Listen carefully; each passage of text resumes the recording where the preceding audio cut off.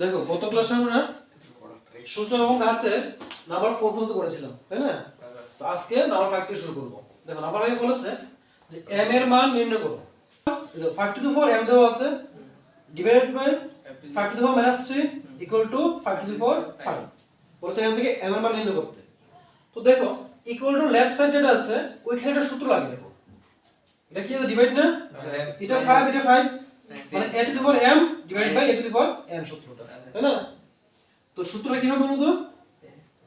a to the power m minus n n তো এটা মানে মাইনাস 3 দিতে হবে equal to 5 to the power 5 বা 5 to the power m minus আছে plus 3 equal to 5 to the power 5। এখন দেখো আর একটা সূত্র ছিল এরকম a to the power m equal to যদি a to the power n হয় তাহলে আমরা m ইকুয়াল টু n লিখতে পারি। ছিল কি না সূত্রটা? সেম থাকলে দেখো তো এর পাওয়ারে m আছে ইকুয়াল টু আর এর পাওয়ারে n আছে, তার মানে এটা মিল আছে, বাদ চলে যাবে, থাকবে কি পাওয়ার গুলো শুধু। তো কি হবে m প্লাস 3 ইকুয়াল টু 5 তো বা m ইকুয়াল টু 5। দেখো 3 ছিল লেফট সাইডে, রাইটে গেলে মাইনাস 3 m ইকুয়াল টু 2। এটা হলো m এর মান। দেখো নাম্বার 6 মান নির্ণয় করো।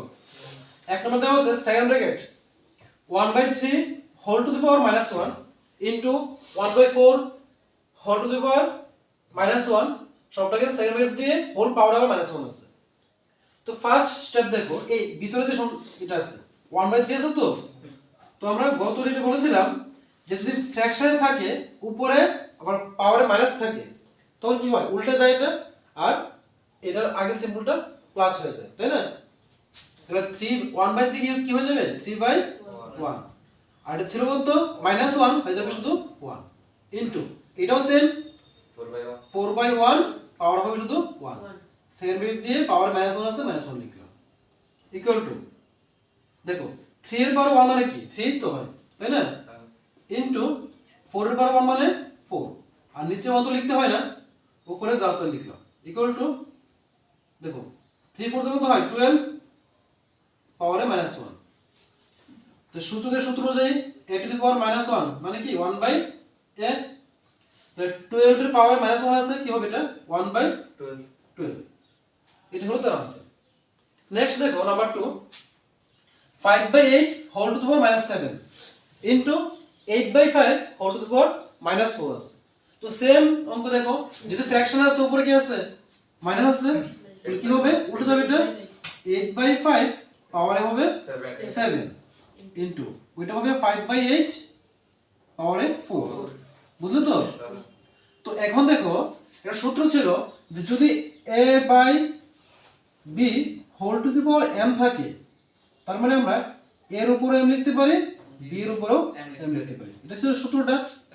দেখো 8/5 whole to the power m means 7, তার মানে 7 8 এর উপরে আছে 5 এর উপরে আছে, লিখতে পারি তো? দেখো ডান দিয়ে একটা দিয়ে প্রথমে উপরে কি আছে 8 আছে, পাওয়ারে কি আছে 7 ইনটু দিলাম 5 পাওয়ারে কি আছে 4 লিখলাম, নিচে সেম 5 আছে পাওয়ারে 7 হবে তো 5 টু দি পাওয়ার 7 ইনটু নিচে 8 আছে 8 লিখলাম পাওয়ারে হবে 4। তো এখন দেখো এই লাইনটা লেখার সাথে সাথে আবার একটা সূত্র চলে আসে, উপরে 8 আছে দেখো নিচে 8 আছে মানে কি a to the power m by a to the power m, মনে হয় সূত্রটা কি হয় পাওয়ারগুলি মাইনাস হয়ে যায়।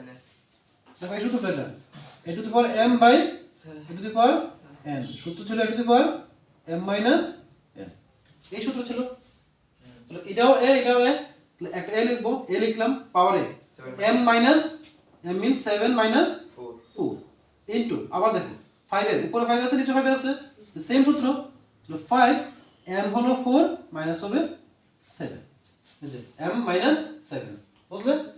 নেক্সট 8 লিখলাম, উপরে মাইনাস লিখবো কত থাকে 7 মাইনাস 4 কত হয় 3, আর এখানে 5 পাওয়ার হবে কত মাইনাস 3। তো 8 এর পাওয়ার পেলাম 3, এখানে 5 এর পাওয়ার পেলাম -3। তার মানে কি দেখো তো 8 এর পাওয়ার 3 তো 8 এর পাওয়ার 3 থাকবে, আর 5 এর পাওয়ার যে -3 আছে সে কত চলে আসবে নিচে চলে আসবে, তো নিচে আসলে কি হয় 5 টু দি পাওয়ার 3। দেখো 8 কিউব মিন্স কি রে 8 ইনটু 8 ইনটু 8, 8 এর চেয়ে কত হয় 8 ইনটু 8 ইনটু 8, 8 এর যা হয় 64, তার সাথে ইনটু করব কত 8, 8 4 যা 32 এর 2 ক্যারি কত 3, তো 6 8 যা 48, 48 প্লাস 3 কত হয় 51, উপরে পেয়ে গেলাম 512, আর নিচে 5 কিউব মিন্স কি 5 ইনটু 5 ইনটু 5, 5 5 যা 25, 25 এর সাথে 5 ইনটু করলে 125 আসে। এই হলো 6 এর দুটো অঙ্ক। মানে এক কথা হলো তোমরা যদি সূত্রগুলি মুখস্থ করে নাও তাহলে অঙ্কটা খুব ইজি।